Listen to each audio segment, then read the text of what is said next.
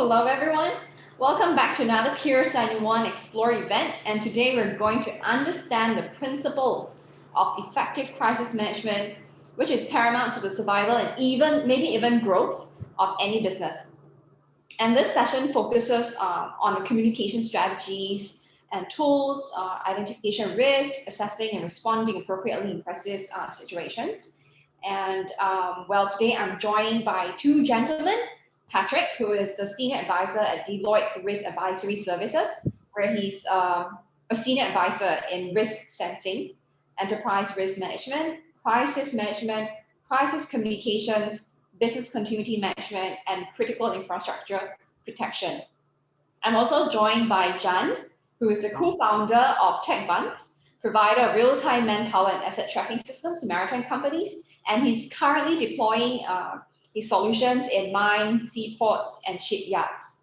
And I'd like to add also that Tagvance is a finalist for the 2018 Smart Port Challenge. So welcome back, Jan. Happy to have the both of you here with me today. And before I forget, my name is Ning, the Program Manager at PIER71. So if you have any questions for us during the course of the sharing session later, please use the Q&A function found at the bottom of the screen. So I don't think we're going to delay any further. We'll just jump right in. So I have my very first question for Patrick. Simply put, we are really in the middle of a crisis, right? And I don't think anyone doesn't know what the crisis is. And it's not just us, the businesses are also in the middle of a crisis, and we've heard so much about business continuity plans. And what's really the difference between crisis management and business continuity in that sense? Yeah, thanks, Ning. I think that's a very, very important question. And if you don't mind, I'll just share a couple of slides. I hope you can see it. Yes, we can. Okay, I'll get into the full screen mode.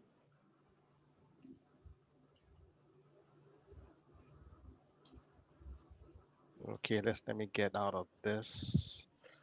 Okay, this is a question I get asked all the time. So what's the difference between crisis management and business continuity? And how does this link up with risk management?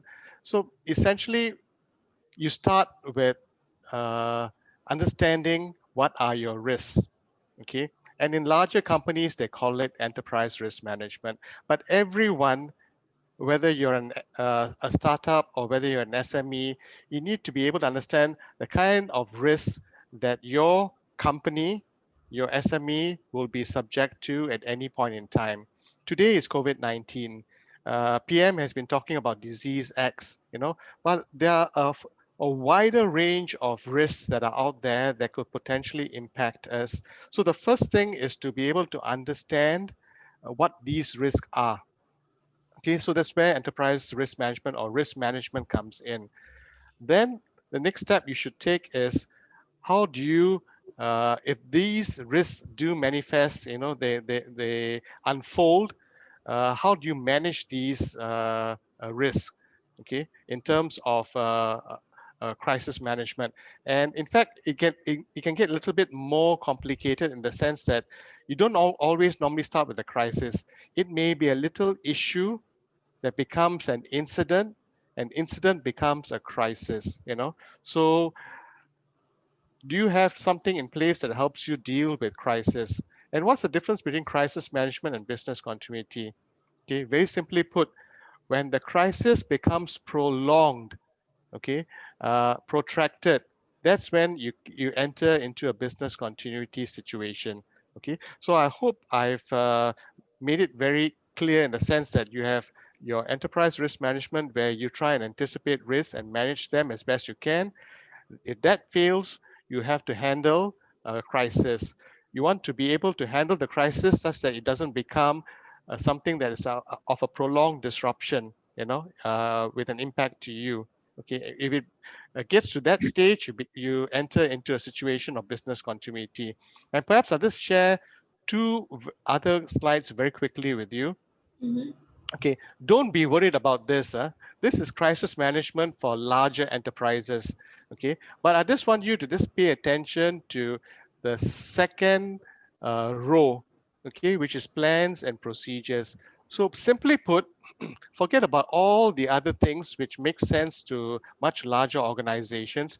Just look at plans and procedures. Do you just have a very simple plan? It may just be a few pages. Okay, I've helped organizations develop plans that go into dozens, or for those that are very much larger, have companies across many different jurisdictions all over the world. It goes into hundreds of pages. But never mind, put that aside. It can be as little as 3 to 5 pages. Do you have a plan in place? Do you have a simple flow chart that tells you what to do when something happens? Then you move to the next stage, you move to the next stage. So at the very minimum, okay, for crisis management, to make sure that you can contain and manage the crisis before it becomes much larger, you simply need to have a plan, okay, and procedures in place. Okay, that's crisis management. Again, business continuity, this is the full spectrum when you talk about business continuity for much larger organizations. But again, don't worry. For SMEs and for startups, you just need to focus on 3 things. Mm. Understanding your risks, okay, that comes under risk assessment. Understanding the impact to your business, okay, so if these risks do happen, how is my business going to be impacted? Okay, very simply put. And thirdly, do you have the plans in place? You have crisis management plans, but now you get into a situation like COVID-19, where it's drawn out for months or even years. How can you sustain that business? What are the recovery procedures in place? What are the plans in place? Okay, so I will just stop there with my sharing. I just wanted to, be able to use a few slides to explain what risk management, crisis management, and business continuity is all about. As I said, don't need to go the whole hog. There are ways that you can make it a lot simpler, a lot more nimble for startups and for SMEs. Mm. That's interesting. Before we move on, right, I just wanted to, then I got curious about some stuff, right? So, what are the kind of risks that people typically should look out for? Let's say, this is just in preparation before it rolls into a crisis, right? And especially for a startup. Uh, Startups are actually very, very vulnerable, okay, but they also have a lot of advantages, that can help them. So I think in the first instance, you need to be able to sit down with your small group within the startup or with the SME to try and brainstorm. In fact, it will come from your own experiences, because uh, even before the startup, you may have been operating elsewhere. Even before this particular SME, you've been operating elsewhere. What are the kinds of risks that affect your particular industry? Okay, I can share. I did some scanning of risks for the maritime industry. I'll be happy to share that with you. So um, there are specific risks for the maritime industry. Those risks also present opportunities, for all of you. As I said, Ning, when you think the time is right, I'll be happy to share those, and we can have a discussion around those. Sure. Right. And what about John?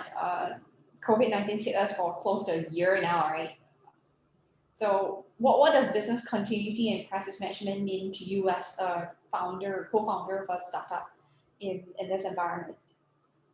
Okay, so Ning, as you have mentioned, let me just also put some context about what we do. So actually we do help various industries, right, track the location and status of their workforce.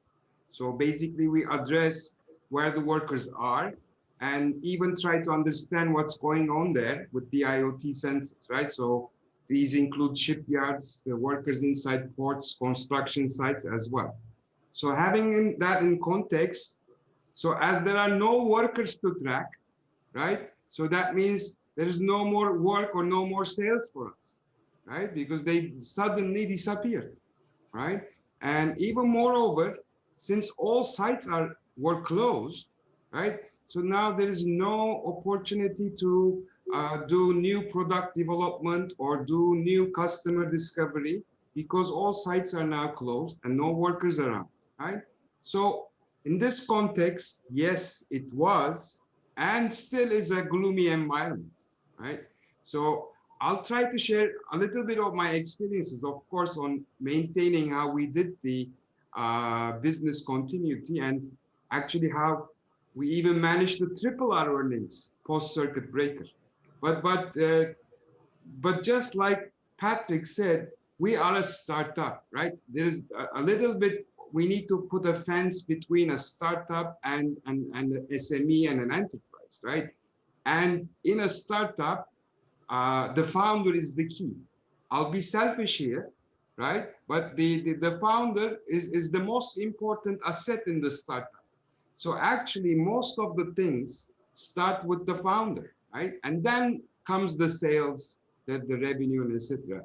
So basically, I must survive first, right? I must take care of my well-being. Otherwise, there's no business in such a startup. So I just wanted to emphasize the importance of the mental health, right, of the founders in a startup. Because in an SME or in an enterprise, you have many other resources, right? So you're not usually dependent on the co-founders, all right? So, and you need to learn how to control your passion or performance anxiety and etc. during these crises as well, because there's no sales, as I told you, right?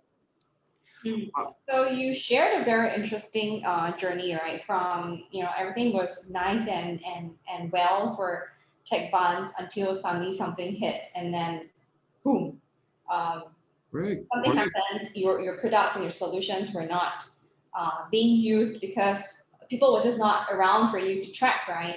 And then you mentioned that you then managed to find ways to triple the earnings and revenue. And so you must have found some kind of opportunity. So we'll go into that side later on, because I'm also interested to know how did you switch gears so quickly such that you could turn around something that is really bad for the company to something that's opportunistic.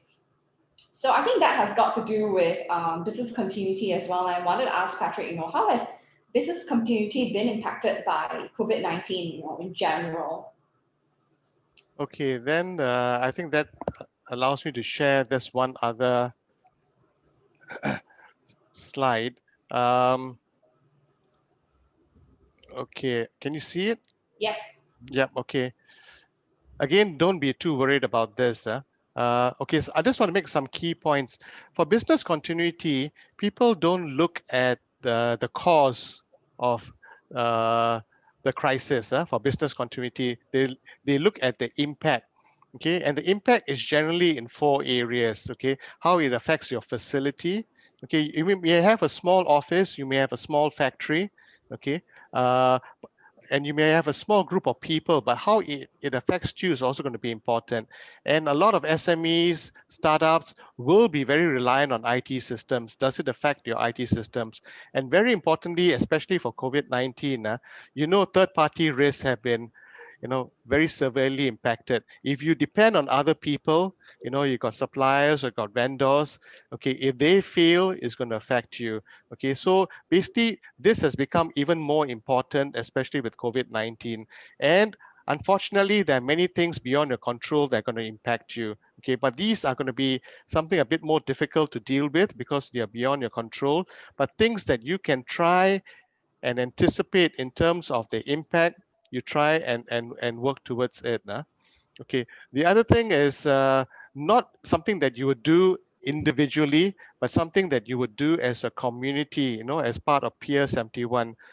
I would just suggest do some scenario planning, you know, uh, look at what are the risks out there, can we imagine that there are several scenarios, what will be the risks and opportunities. I've been doing this with many organizations, big and as well as small, especially as in the community where everyone shares the same passion.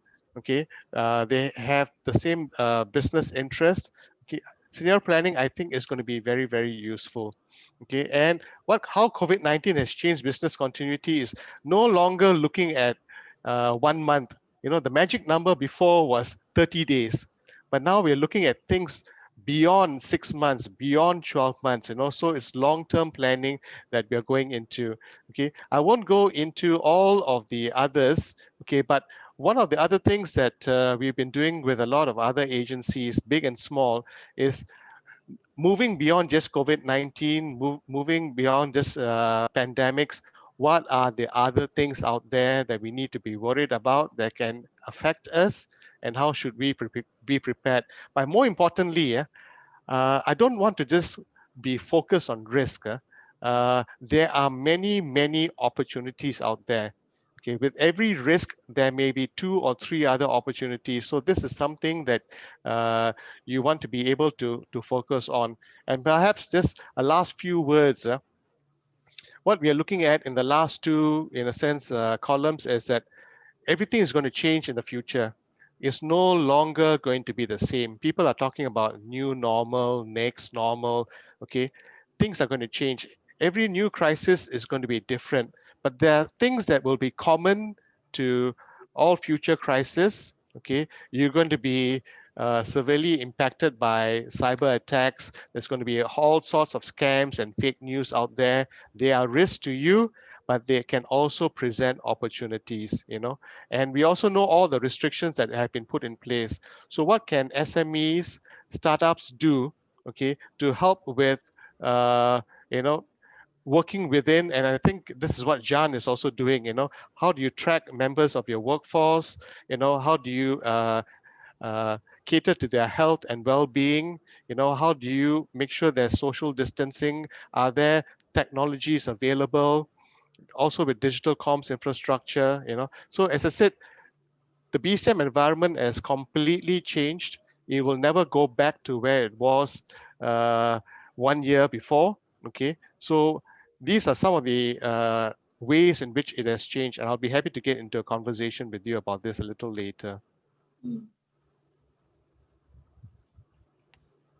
That's interesting. So, John, how has it? You shared about how it affected Tagvance, but I also want to know what went through your mind when it first hit you, and then after that, what did you do to overcome it, and to get yourself onto the other side? Okay, first of all, I had to check. I mean, frankly speaking, I had to check my own personal finances and company finances, right? So we are in a now crisis. So first of all, I have to think about the since there's no more sales, right, or no more revenue coming in. So the first things that were in our mind was about how to maintain the funds. So that's a critical milestone in the startup community, right? So and the other things actually, of course, I had to open all my communication channels, right?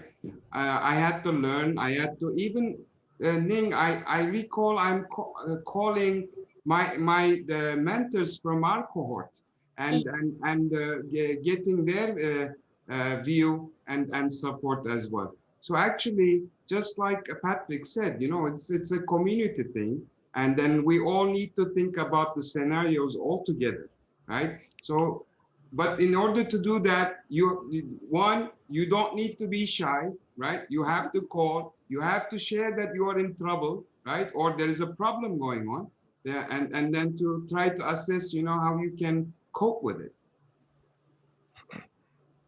That's interesting. So I guess as part of preparation, getting very well connected and knowing where resources lie is key, and it's very helpful in situations, in case of any kind of crisis or when you run into trouble. Is that what you're trying to say? Yes, that's correct. That's correct. And you also need to leverage the time, right? So actually, that's a time where you're doing nothing actually, right? So during that you can use that time, right, to not only to understand or assess the risk or to come up with scenarios. You can also start doing things that you already swept under your carpet before, right? Like documentation, technical manuals, calling the customers, etc., so forth. Yeah. Yeah, I think this crisis has given everyone this opportunity to unlearn and relearn. So it's kind of like many risk management is a topic that usually larger enterprises are very well versed in. although it's not always being put into action, but when it's there, it's needed, it's really there. So I think the message out there to startups is that having gone through this round, um, maybe when you're preparing for your future expansion and everything down the road, it's really critical and worth taking the time to think about the kind of a risk profile you're in, possible risk, and what needs to be considered, and to have at least some kind of a plan in place should there be another round of some kind of a crisis.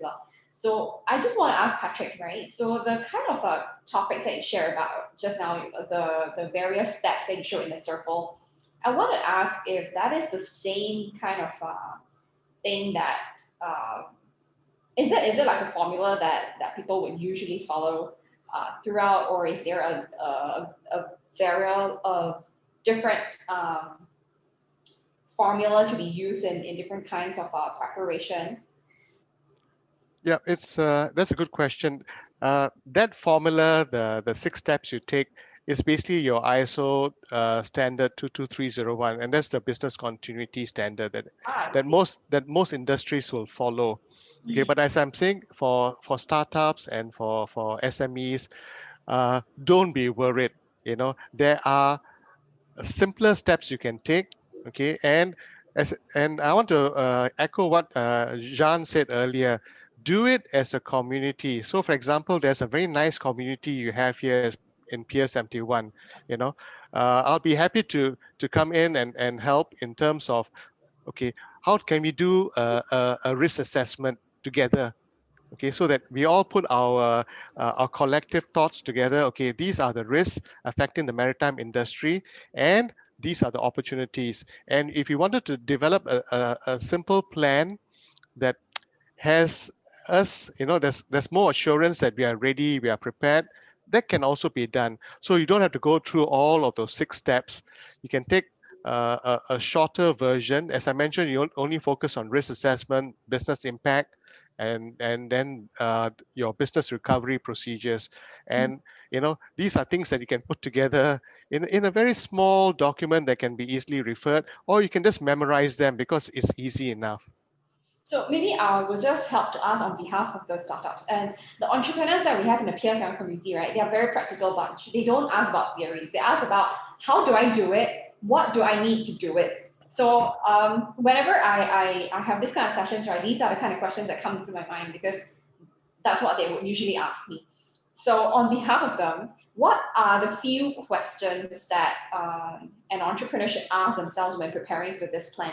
I know that the first 3 steps are the only ones they should really look into are understanding risk, what's the impact, and if there is a plan in place. But in order to do this, what are some of the other questions that they should keep on asking themselves and to do a self-reflection?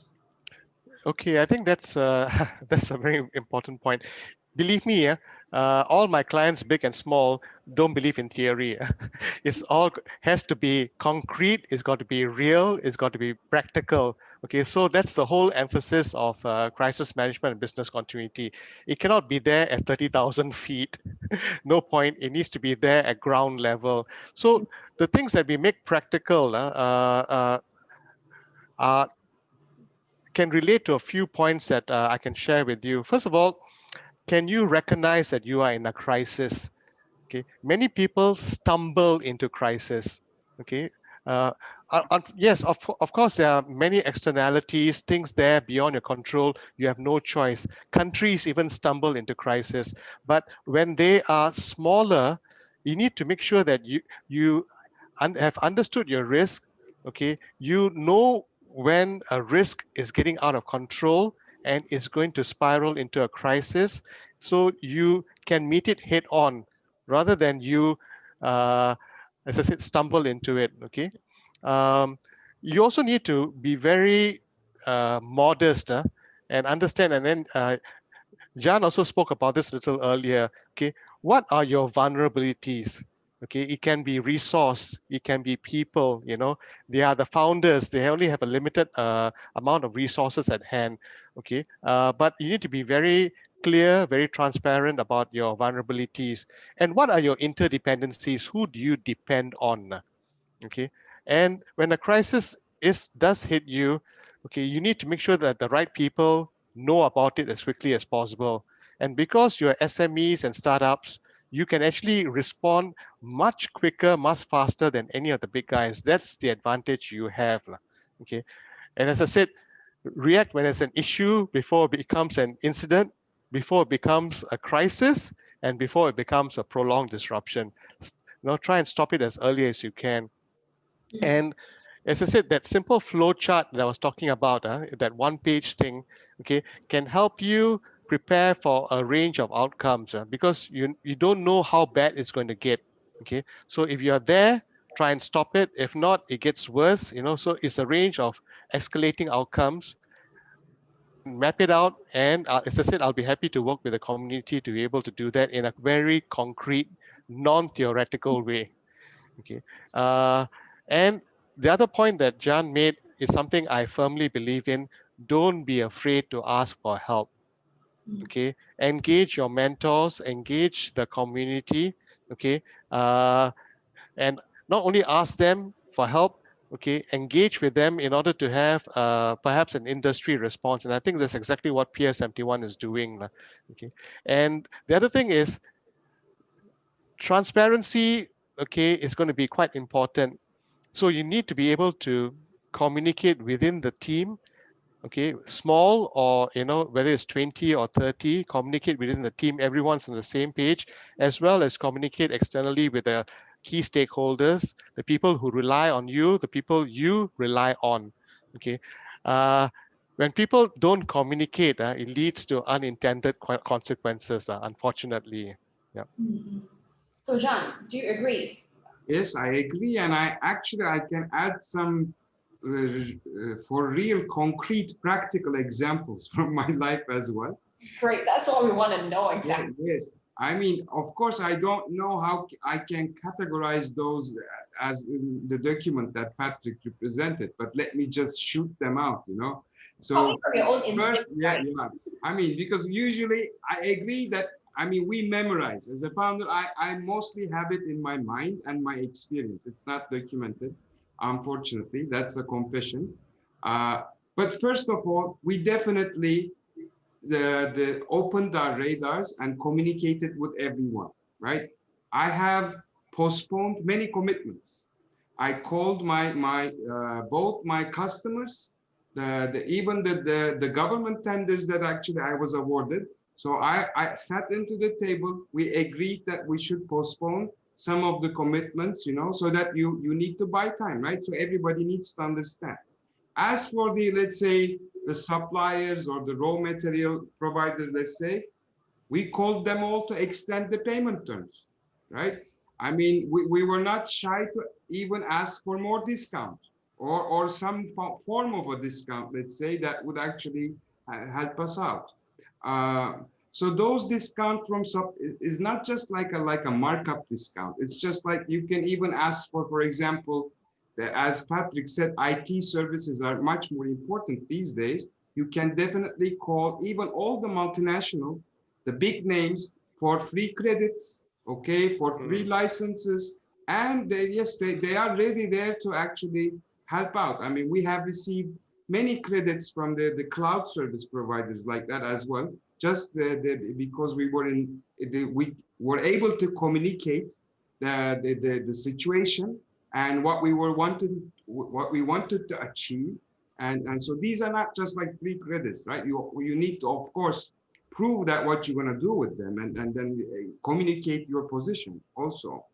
But one more thing that I can add is that we did apply for many government grants, right? So I have received maybe also the double the amount of government grants from the agencies I did from the past 2 years during the circuit breaker times, let me say, right? So in such an environment, in a crisis, government support is crucial, all right? So that was pretty helpful. So one should again open their radars, right, to understand what is available. Either this is through community and mentorship, or just this, scanning around. So that also helped a lot. Yeah. Right, thank you, John. I guess that's got to do with some of the immediate responses and reactions at the beginning of a crisis that could really make or break a business. So John's approached it from the point of view of, how do you manage maybe losses or expenses? What you're really trying to do is tighten your belt, cut away things that are necessary, getting good communications out there. But Patrick, what are the other immediate responses or things to look out for besides this, right? That startup founders should really, really, really consider at the start of a crisis, or maybe uh, really at the beginning, so that they could continue a business. Um, Adding on to what I already said a little earlier, it's about how ready and prepared you think you are, and getting all of those things in place. And of course, also perhaps what might be useful is understanding what are the common mistakes that other people make. We can always learn from others, okay, and the mistakes that they have made, so that when we are right in the middle of it, we try not to repeat it. Yeah.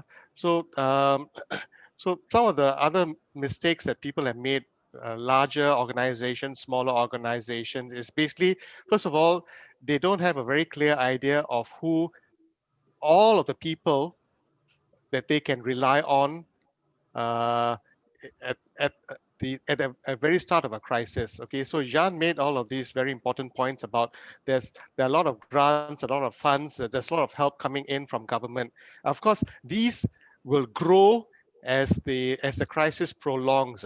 Okay, but at that point, okay, that when you have entered that crisis, what is the sort of help that you can get externally from government, okay, from industry? Because as he also made that important point, the larger IT companies were actually offering help to SMEs, to startups, okay, and also within your industry, would there be, for example, a PIER71 that they can approach, how, and I know MPA has done quite a fair bit, in terms of helping uh, startups and SMEs in the maritime industry. So it's about understanding what your stakeholder environment is all about.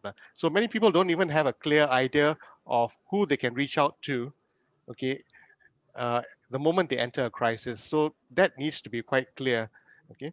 Um, some of the other things that they can learn from others when it comes to the mistakes that they have made is that you may, and this may not apply to a very, very small SME, okay, but if it's a larger uh, SME or a larger startup, you may have 5 persons, 10 persons in the company. In a crisis, not everyone can be doing the same thing. In fact, it's important that you know, okay, who is doing what during a crisis. Okay, this person is calling that person, this person is applying for this grant, okay, this person is making sure that the key vendors and suppliers are not failing, or if they failed, there's alternate route for, let's say, raw material, for example. So everyone, even in a small team, and I worked with very small teams, 20 or less, 5, 10, everyone knows what they need to do in the first few hours of a crisis. Okay, and I think that's where we can learn from other people's mistakes. Okay, and the communication has got to be very clear within. Everyone is alerted the moment something happens. Everyone gets the same WhatsApp. They have the same WhatsApp group. The communications is quickly evolving, and it's continuing. So these are some of the things that I picked up. As I said, not from the larger players, but from the smaller companies that we have worked with. I guess that's also critically important when you're dealing with a crisis that happen like in a very short time. It's not quite something that is brewing in the background and just gets snowballed into something that's bigger and bigger, and that runs on a longer term, like COVID-19. So that's always very helpful to know. And I think that in every single case study that we learn about, communication is really the key one. And very often what the CEO or the representative of the company says to internal stakeholders and to external stakeholders could really make or break a business. Yeah. Yeah. Maybe just to add in one point. I'm not a big fan of producing papers and documents and all that, but I've learned from my real experience is that um, when you get into a crisis, you panic. You have sat down with your partners and spoken about all of these things for months, or even a year. But when the crisis hits, you suddenly have a blank. You can't remember, hey, we said we would do this, we would do that. Someone will call this person, someone will call the other person, which is why sometimes it's useful to have this, as I said, in a simple flow chart, just as a quick reference, so that when a crisis hits, and I will guarantee you, you will panic, there will be a memory loss, okay, and everyone will be doing everything at the same time. So there is some advantage to having some of these things written down. Mm. I guess it's kind of like a manual. Sorry? It's kind of like a manual that's easy to just pull out and flip and see where are we at right now at this crisis. It's as simple as an 8 memoir. I mean, it's something that you can always quickly refer to when you are in a panic. Yeah. All right, so we're going to switch gears a little, and we're going to ask about something that was talked about very briefly in the beginning. So we're going to ask this question: what should enterprises do, and how could startups contribute to preparing themselves to the next normal kind of a situation? And I'm going to ask that question to John, and whether or not Tagvance has already considered this, and how are you guys bracing for the changes that are coming our way or that are already happening right now? Well, actually, Nick, it is for business continuity, and then even look further. Also, the human resources, the team itself is very important, right? So we talked about the founder, we talked about the let's say the financing, etc. But these are the non-financing, let's say, assets, which is the team. So the team must be there also, and it's in these cases the team, you must also supply the passion to this team as well. And I was lucky. I even recall I called you, right, and then asked for help about connecting us with the NUS students for internship. So from there, I mean, this year I had almost 10 intern students, okay, from NUS, okay, helping out. And believe me, this students, young generation, is not in crisis, right? So they want to do something. Those that are about to graduate, they are. Yeah, yeah, of course they are, but since they're not a business, all right, so I mean, they really want to find things to do, right? So they bring in new passion, eager, they contribution to the product development, to new improvements, etc. So one of the tactical strategies I can give is that, I try to tap into such resources, but that also happens, as Patrick said, through communication, right? So if I didn't approach NUS enterprise, right, in this case, and then that wouldn't happen, right? Yeah, so I guess at this point in time, I'd like to do a shout out, right? Because PIER71, one of the founding members is really NUS. And so we always have a lot of talent to offer. And Jan, Tagvance is just one of the startups where we work very closely with to put our students there to gain actual knowledge and experiences. So that's just a very short airtime for NUS intern. Yeah, so that was a shameless plug for you. It's survival instinct, lah. What about anything to chip in, Patrick? Yeah, no, I will put up my hands to support John's call for interns because they really, even for a company like Deloitte, they really lend a fresh perspective. Okay, they are not crisis driven. Okay, we are all living through the crisis, but they are not crisis driven. So they have a different perspective as to what can be done. And in fact, you'll be so surprised, you'll be astounded as to the kind of ideas, and the ideas work around as well as through, okay, the crisis. because you will always follow certain steps. Okay, 1, 2, 3, 4, 5, 6. They say, no, let's jump right in, or let's go around it. Okay, so I've always welcomed, I always have interns working with me because I always learn from them. You know, I hope they learn from me, but I definitely learn from them. Right. So what are the other things that enterprises are doing and bracing themselves for the next normal? Really, One of the things, if you do have the time, and this, I promise all of you, I promise all 18 of us, okay, this is the last slide I'm going to share, okay, but this is something I've been doing with many other organizations, okay, and maybe what I'll do is I'll just skip to the, and I hope at some point you'll find this useful. I've been doing a lot of environmental scanning for different industries. The one just before this was for healthcare. And you will see, and this was a quick scan, you guys who are in the industry know this much better, okay, than anybody else. Will know this much better than even me. But every crisis has got a whole range of opportunities, and you can see some of them already there, you know, leaping out of the slide. So things like digitalization, I'm sure many of you have gone into that area, you know, new tech, innovation, new fuels, okay? But even the most difficult ones, let's look at the last two here. And people may be shocked, you may not be shocked because you are in the industry. The number of cybersecurity attacks have increased tremendously. Is there something that we can do to help the maritime industry? The number of piracy attacks have also increased tremendously because some vessels are remaining stationary. You know, some of them have even been abandoned. So the piracy attacks have also increased tremendously. Is there an opportunity within this crisis to be able to do something about it?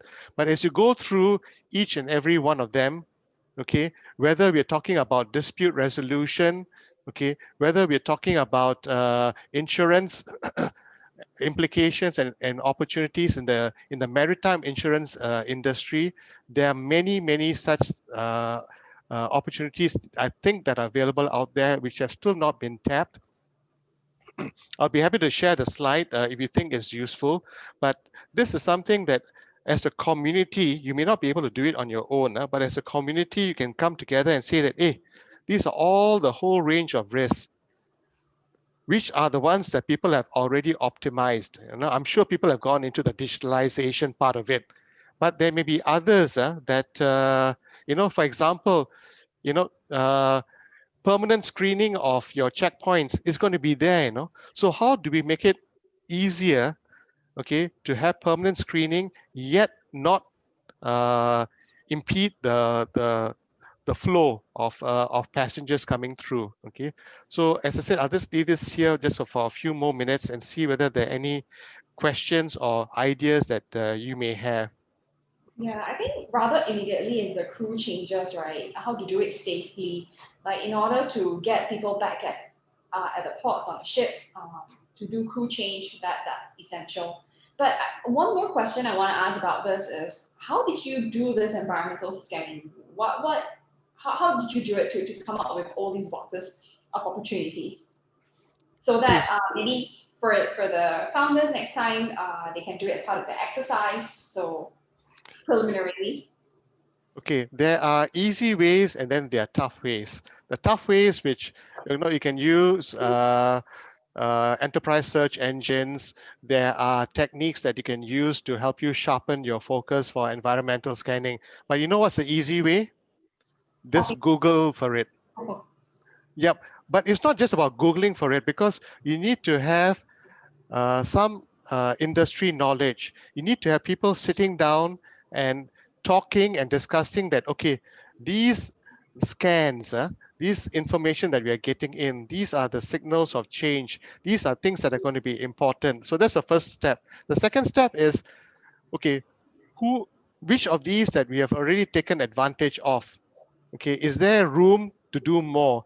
And thirdly, which are the ones that no one has tapped yet? these are the ones that perhaps have got the largest room, for exploitation. And I mean exploitation in a good way, for opportunities. Mm. Okay. And maybe now I'll just stop sharing and then we can, yeah.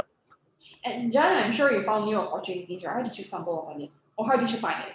What technique did you use to do your environmental scan? Well, actually, I don't. I see some short-term, let's say, opportunistic cases. I mean, that are actually coming up very fast. Like, I mean, not related, but just trying to actually explain my thoughts. For example, you can go and produce the face masks, right? You can start, developing, let's say, a body temperature sensors, scanners, etc. I mean, these are all, of course, the opportunities, but I see them as, very short term, or let's say, uh, uh, the impact or my focus, let's say, is on long term, right? Like cultural shifts, all right? So, I mean, for example, I can see from all my discussions, through my communications, through my calls, even with the customers, prospects, mentors, and etc., that they see the paradigm shift in productivity. All right, so mainly doing more with less, right? Because now you have less number of people at the workplaces, right? You have less number of resources, and so accordingly, whatever you do to increase that productivity, that's how I actually assess my option. And one other thing, of course, it is to monitor the non-compliance, right? Of course, I mean, that's somewhere that will be in the cultural shift as well. And that's actually how we rapidly enhanced our service offerings as well, focusing on productivity and safety for the non-compliance. And that's how we actually almost doubled the revenues. But that again, to see that, I was lucky I was in the field. I mean, still you have to wait at least, of course, for the, let's say, post-circuit breaker times. But once you need to start communicating with the clients, ask their problems, just like we did the interviews, right, along with the customer discovery. Now it's the problem discovery, right? So now, what's the problem they're facing? How much, I mean, they're expecting to budget for that. So you have to be out of the office again. I think that's a good thing about being a startup, right? You're so nimble that you can switch gears almost immediately. Yeah, Ning, I also need to interrupt you. I mean, we just mentioned about the interns, right? I mean, these interns, they call the portmaster. This the intern. I'm shy. I cannot call or reach, right? These young guys call the portmaster, call the whoever the CEO you can imagine that you need to take. They're not shy. They're not greedy, right? They just go and discover.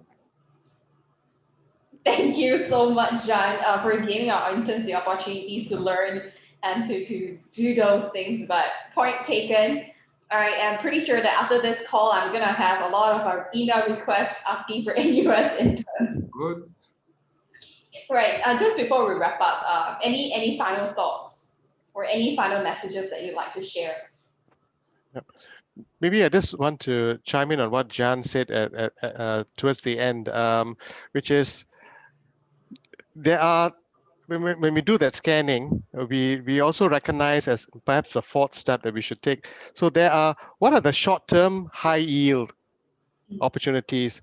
Then you have your medium term, medium yield, then you have the longer term, lower yield, So if you put them into several baskets, you may want to go for the short-term high yield, because the payout is tremendous, But as John said, they will only have a short lifespan, perhaps of a year, especially during the COVID-19 itself. Will all of us still be wearing a mask a year from now? I don't know. Okay, so will there be a slump in the mask production industry? Perhaps, So what are the things that can sustain this particular crisis and will continue for forever? So the things like that I showed in the environmental scanning. So for example, temperature screening or screening of passengers coming through our checkpoints is going to be permanent. Okay, so what can we do to optimize those more permanent features, okay, that are going to be there for a long time to come? John? Yeah, I agree with Patrick. Actually, I'm thinking to invest in some short-term impact projects as well.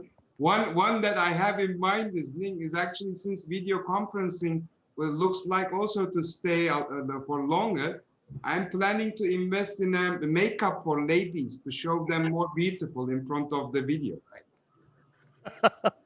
I know, and John's been using me as a sneak peek. He's always saying that I should put on something, and he's drawing stuff on my face every time he captures me on a Zoom video. Right. Right. Thank you very much. Maybe just one final question is, we talk about risk and crisis and all that, right? So before an earthquake happens, the geologists or wherever it is can probably see on the graphs certain peaks and stuff. So those are telltale signs maybe. But for risk and incidents and crisis, what are the usual telltale signs if there's any? If not, then how do we tell if we're going to be approaching, if a tsunami is approaching or something like that? Typically. Well, it all depends on the nature of the risk. So even for pandemics, there will always be the early signals. The question is whether we pick up on the early signals. Even for SARS, there were early signals. Okay, or do most of us wait until it hits a certain tipping point? Okay, as I said, for most risk, there will be what we in the industry call key risk indicators. So even for small companies, you know your risk. Okay, the idea is that's not just knowing your risk, but do you know what are the sorts of things that will precede a risk? How the risk is evolving. How can you you don't need to have a fancy system in place, but at least for these key risks that are affecting my company, my SME, my startup, I'm actually actively looking out for it. What are the indicators? Okay, it's more difficult for your natural hazards or disasters, but even then, as you said, there are some early warning signals, but it is too short. What we call the time horizon is too short between the signal and the event. But for others, it could be longer. Okay, so but the key thing I like to say is that when you know your risk, know what are the indicators of that risk, and be on the lookout for it. As I said, don't stumble into it. And it's worse when you know the risk and you stumble into it. That means you have not been, in a sense, looking out for it. Okay, thank you so much. I think I'm just going to sum up the session here today. It's important, it's useful, it's beneficial, it's worth it to be prepared. And how do you get yourself prepared is, I guess, you really have to know your business. You really have to know your industries. You have to know how your business model works in and out very well, so that you plan ahead. It doesn't have to be the most comprehensive plan, but what is most critical to your business, and you've got to be planning for it. So I think that's really the key takeaway that I have today. And I guess for startups and SMEs, these are the 3 steps that you just need to have it ingrained in your mind before you start thinking about what your plans are. It's really understanding your risk, how is it impacting the business, and so how are you going to plan for it? So I'm just going to reiterate these 3. And I'm not sure if the rest is interested in knowing then in deeper, how do you plan for it? How do you actually put it down into a plan? So if you're interested, you can email me, drop me an email or write me a message, comments, and we'll explore it. Maybe that will be on the next session. Today is just really exploratory, introductory session to what this is all about. It's a huge topic and all that, I'm sure. I think communications alone in crisis management is, you can really take a week's worth of course to do it, right? Yeah. But these are just the key things that we are highlighting. So thank you so much, Patrick, and thank you so much, John. I'm not gonna take more of your time. I know that you have happy hour after this, so thank you for joining us, and thank you guys.